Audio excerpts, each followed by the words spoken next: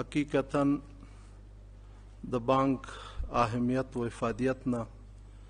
په اوسني عصر کې هیڅوک انکار نشي کولی. د افغانستان بانک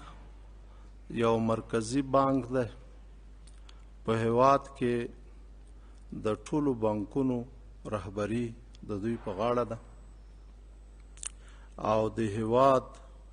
د اقتصادي او نورو تحولاتو او حالاتو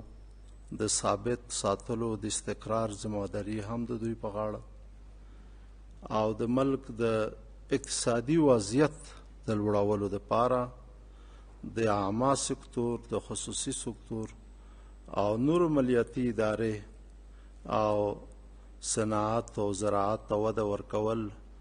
لکه بدري صاحب چې وویل د علي قدر امیرالمؤمنین حفظه الله دغه فرمان په اساس باندې چې موږ بانک سازۍ طرف ته لاړ شو، نو دا اولین اقدام دی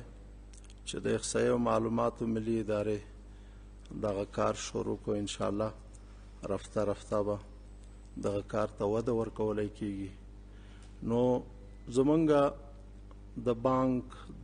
د افغانستان د مرکزی بانک له رئیس صاحب نه غوښتنه دا ده چې دوی دغه خصوصي او تجارتي بانکونه تشویق کړي چې خپل مشتریانو ته